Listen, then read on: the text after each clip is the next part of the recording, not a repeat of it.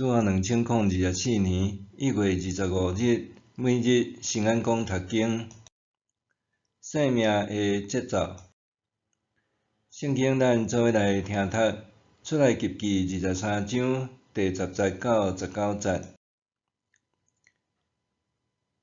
6年来，你着耕作，着收成农作物；第7年，着互土地休困，无耕作。你的人民中间会散赤人，通食土地自然出产的物，因食剩的物，通互野兽食。你的葡萄园甲橄榄园嘛着安尼做。6日来，你着做工，第7日着安息，互牛驴休困，互奴隶甲寄居的拢通恢复元气。我命令恁的，恁着遵守。别个神明的名毋通提起，嘛毋通讲互人听。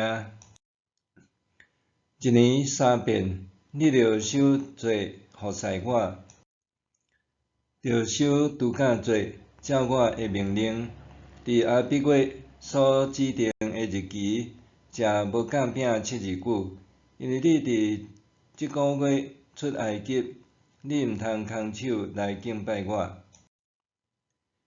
你伫园里落落栽种，收成头水土产的时，着守收割节。你伫秋季收藏对园里劳苦得到的农作物的时，着守收藏节。1年3遍，所有的查甫人着来敬拜至悬的上主。有酵的饼袂用得甲生礼做伙献，节期所献生礼的油袂用得留到过早起。土地头水上好的收成，着送到上主你的上帝的厝，毋通用山羊母的奶煮伊的囝。生命的节奏。上帝对混沌黑暗的深渊创造宇宙，互伊充满特殊和节奏。生命各种基类，生养众多遍满全地。上帝看伊的创造真美好。上帝拯救受奴役的以色列人，应允因通带点迦南地。上帝毋但互因享受流年甲蜜的丰盛赐福，阁使律法为以色列人定生命的节奏。出埃及记23章第10节到19节，大声讲到遵守安息的节奏。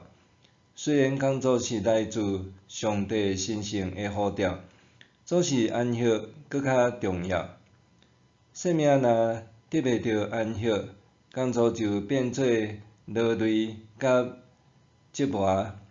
爱遵守安息日，守做圣日。毋管是以色列人，也是外邦人，甚至动物，拢爱休困。这生命的节奏出自上帝的创造，和以色列人伫埃及被奴役袂得休困的经验。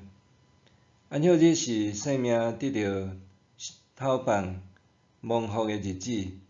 伫即日，甲工作放下，来到上帝面前敬拜，生命通得到享受安息。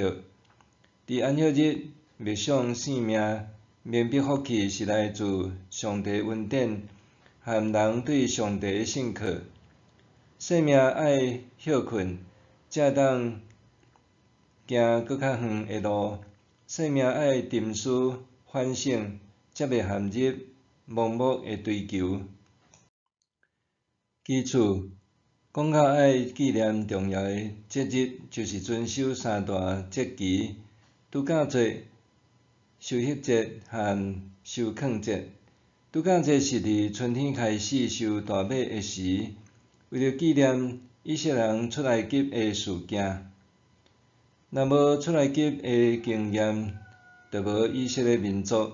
因安尼，以色列世世代代爱纪念即个节日，食无夹饼、苦菜和血烘的羊肉。收垦节也称做五旬节，是伫6月小马顶作物收成完成的时庆祝，纪念以色列人伫西奈山骹领受10条诫，甲上帝立约的故事。9月的收垦节也称做是大寮节，是庆祝葡萄和橄榄的收成，纪念以色列漂流旷野40年的日子。三大节期甲以色列人的性命息息相关，若无出埃及，就无以色列人；无西奈的立约，以色列甲上帝的关系就无法度确立；无旷野流浪的日子，以色列的信心就无法度得到操练。三个节期甲上帝创造老年甲密的迦南地农作物收成关系密切。以色列人爱用守节纪念，感谢上帝拯救和创造，互因的性命得到祝福。咱也爱遵守上帝赐予咱的生命节奏。若是圣经，就是咱生命节奏的准则。当咱每日默想上帝的话语，才会当掌握生命的节奏，亲像溪边的树，按时结果子，叶仔袂打去，所做的真在顺利。顶面所讲三大节期，是上帝为以色列民族立下的生命节期，具有独特的文化色彩。台湾的基督徒也会对台湾的历史经验，找到上帝赐予咱的生命节奏，互咱的子子孙孙世世代代纪念上帝对咱的拯救和期待。默想，伫繁忙的生活中，我是毋是伫基督内面来经历生命的安息？伫繁忙无闲的生活中，我是毋是伫基督经历生命的安息？咱来祈祷。创造的上帝，你是赏赐安息的主，只有伫你的怀抱中，阮的生命才会当得到真正的安息。恳求你的话语常常伫我的心，圣神时时感动运行，互我的生命得到透放甲安息。奉主耶稣基督的名求，阿们。愿上帝赐予你身心灵拢勇行平安。